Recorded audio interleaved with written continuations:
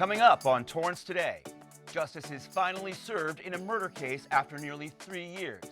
Rat Beach reopens almost a month after a sewage spill closed it down, and volunteers make hundreds of happy hats for kids at our local hospitals. All this and more coming up right now on Torrance Today.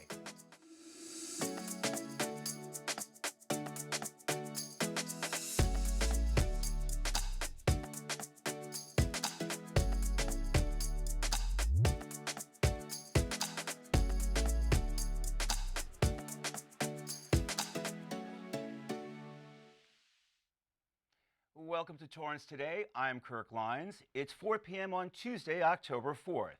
I hope your week is off to a great start. Thank you for joining us. Here is our first story. A Los Angeles man who opened fire in a crowded Torrance bowling alley nearly 3 years ago has been sentenced to life in prison without the chance of parole. Just before midnight on January 4th, 2019, Reginald Wallace fired 11 bullets, killing 3 men as they were attempting to break up a fight between two groups. Wallace, a self-described gang associate with a prior murder conviction as a minor, went to Gable House Bowl that night to celebrate a friend's birthday. He told prosecutors that prior to the fight, he knew there were rival gang members in the bowling alley. In addition to the 3 murder convictions, Wallace was found guilty on 4 counts of attempted murder as the result of wounding bystanders when he fired into the crowd. Prosecutors relied heavily on cell phone footage and surveillance video from inside the bowling alley to make their case. Gable House Bowl, located on Hawthorne Boulevard, has been a popular hangout for more than 5 decades. The city's Planning Commission recently approved its demolition in order to make way for a mixed-use residential and retail development. The development is anticipated to open in mid-2025 and will keep the name Gable House. Rat Beach is back open almost a month after closing due to a massive sewage spill. The LA County Department of Public Health made the announcement last week that the beach was able to open after 2 consecutive tests showed bacterial levels met state health standards. Officials believe the spill likely came from a private residence in Palos Verdes Estates in early September. Public health officials were not able to confirm that the raw sewage reached Malaga Creek, but said they did observe a slow and steady stream of turbid water flowing from the creek into the ocean. A rain advisory shortly after the spill delayed water sampling and prolonged the beach reopening. The reopening comes as welcome news for the many surfers and swimmers who frequent the portion of shoreline just south of Torrance Beach, which was unaffected by the spill and remained open the entire time.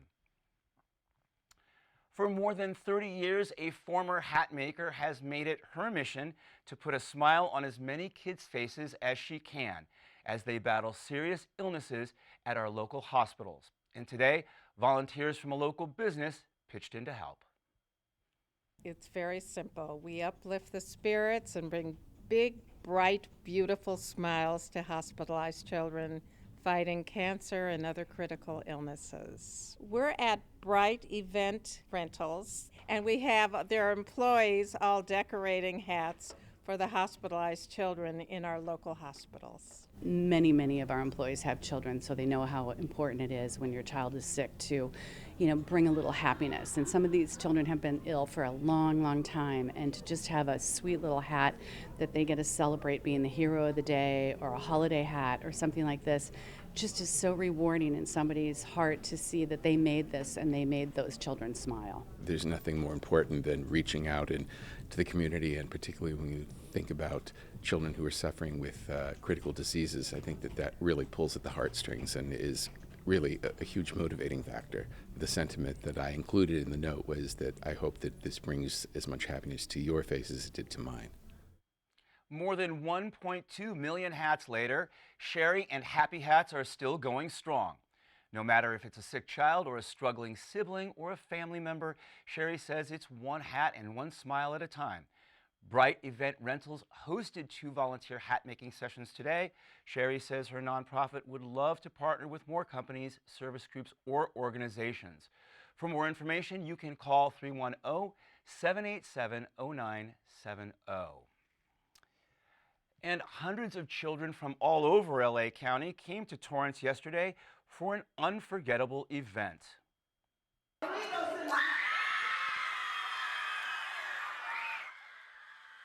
Actress and Oscar winner Viola Davis and her husband treated the kids to a special screening of the newly released film The Woman King, where Viola stars as General Naniska, the head of an all-female warrior group who trains the next generation of recruits to fight against a foreign enemy determined to destroy their way of life. LA child advocate Winnie Jackson invited city leaders to join the children in this joint effort with former LA County Board of Supervisors and Mayor Michael Antonovich. Organizers hope this event exposes the youth to know they can make a difference in their communities. And youth flag football is back in Torrance. The city's Parks and Recreation Department shared these photos of our young athletes kicking off the new season at Wilson Park over the weekend. The kindergartners to 8th graders play in 4 different leagues according to their ages. All games played at Wilson Park, and registration is still open if you have a child who wants to join. Volunteer coaches are needed as well. For information and to sign up, call 310-781-7515 or email youthsports@torranceca.gov. Enjoy delicious food and craft beer with family and friends while at the same time raising money for a worthy cause. The Torrance Rose Float Association is holding another Restaurants for Roses fundraiser tomorrow. This time, it's at the Brews Hall. Simply dine in or place an order to go and mention the Torrance Rose Float Association or present either a digital or printed flyer, and 15% of your bill will go directly to our city's participation in the Tournament of Roses Parade. The Torrance Brews House is located at 21770 Del Amo Circle East, right next to Ralph's. It's open from 11:30 a.m. to 10 p.m., and the offer is good for the entire day. The U.S. Centers for Disease Control just dropped its country-by-country list of travel advisories related to COVID-19. The agency notes that fewer countries are testing or reporting COVID-19 cases, making it more difficult to accurately assess the travel health notice levels. Officials say starting this week, a notice will only be posted for a country if there is a variant of concern or another situation that would change the CDC's travel recommendations. They ask international travelers to stay up to date on their vaccinations and boosters and follow their guidance of regardless where they're heading. The CDC issued its first COVID-specific travel notice back in January of 2020 for China and has been updating its advisories weekly ever since. Norwegian Cruise Line is following suit, dropping all of its COVID-19 testing, masking, and vaccination requirements. The changes take effect today, making Norwegian the first of the major cruise lines to end its testing requirements for unvaccinated passengers. Travelers must still meet local travel requirements set by each country, but the company hopes the changes encourage more people to set sail. Norwegian's ships reported an occupancy rate of 65% for its second quarter, up nearly 20% since the prior reporting period. The CDC ended its voluntary COVID-19 program for cruise ships back in July. Since then, both Carnival and Royal Caribbean simplified their requirements, but still required proof of a negative test from unvaccinated passengers. And Governor Gavin Newsom is calling for a tax on oil companies that would go directly back to California taxpayers. While crude oil prices are down, oil companies have increased gas prices in California by 93 cents in the last 2 weeks. As of yesterday, the average price of a gallon of regular unleaded in California is $6.38, about $2.60 more than the national average. Newsom says these prices cannot be attributed solely to refinery maintenance, Hurricane Ian, or even state taxes. Newsom's windfall tax calls for companies engaged in extraction, production, and the refining of oil to pay a higher tax rate on their earnings above a set amount each year. The recouped profits would then be forwarded as rebates to California taxpayers. Additionally, Newsom has directed the California Air Resources Board to allow oil refineries to make an early transition to winter blend gasoline, which is cheaper to produce. When this action was taken in 2012, gas prices dropped 25 cents in 13 days and 47 cents in 20 days. Old Europe Cheese Incorporated is issuing a voluntary recall of its Brie and Camembert cheeses because of a possible outbreak of listeria. According to the U.S. Food and Drug Administration, affected cheeses were sold at a dozen major retailers in the U.S. and Mexico. Recalled products contain a best by date through December 14, 2022. Retailers who likely sold the recalled cheeses include Albertsons, Sprouts, and Whole Foods. However, other retailers may have received the products as well. Additionally, the FDA says that some recalled products may have been repackaged into smaller containers by retailers and sold with different labeling and product information. Listeria is an organism that can cause serious and sometimes fatal infections in young children, frail or elderly people, and others with weakened immune systems. The FDA is advising consumers who may have purchased any of the cheeses to discard them, as well as take extra care in cleaning and sanitizing any surfaces that may have come in contact with the products. Hundreds of thousands of people are now out of luck when it comes to student loan forgiveness. The Biden administration scaled back its eligibility requirements last Thursday. The move means an estimated 770,000 borrowers whose federal student loans are guaranteed by the government but held by private lenders will now be excluded from receiving debt relief. The U.S. Department of Education initially said these loans would be eligible for the one-time forgiveness action as long as the borrower consolidated his or her debt into the federal direct loan program.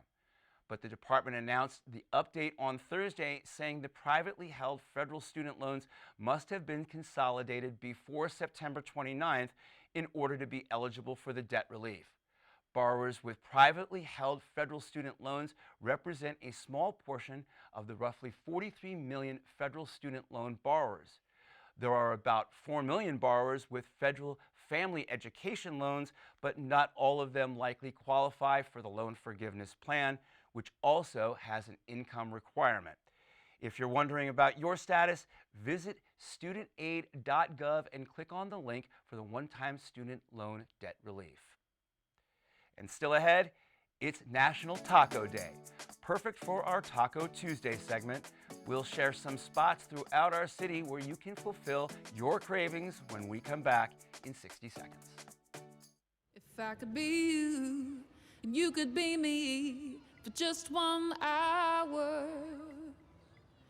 If we could find a way to get inside each other's minds. If you could see you through my eyes instead of your ego, I believe you'd be surprised to see that you've been blind. Walk a mile in my shoes. Walk a mile in my shoes. Yeah, before you abuse, criticize and accuse. Walk a mile in my shoes. Walk a mile in my shoes. Well, before you abuse, criticize and accuse. Walk a mile in my shoes.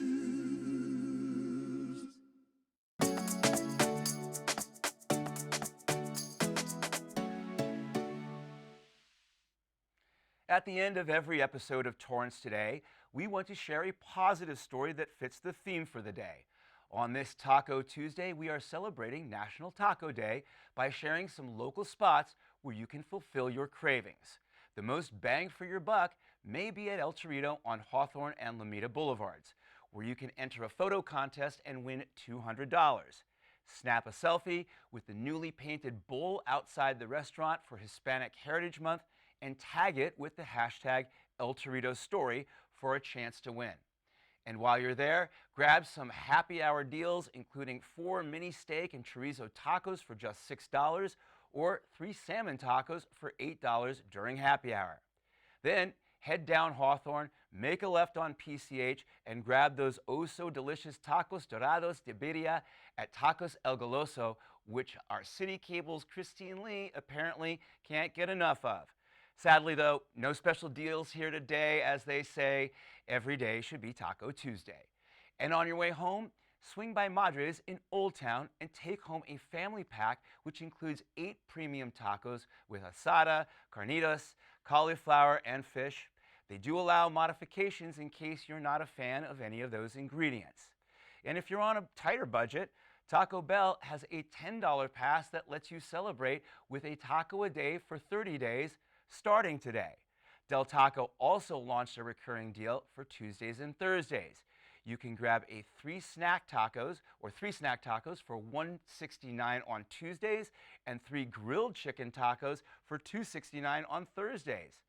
And Rubio's Coastal Grill will treat you to a free taco with any order. Scan a QR code at the restaurant or enter taco at checkout on its app and online. Now you have more than enough options to keep you full and festive during this National Taco Day. Well, that's our show for today. Let us know if you have a positive story to tell by emailing us at torranceca@torranceca.gov. Thank you for joining us. We'll see you back here tomorrow with more news from and for our Torrance community. Have a great day.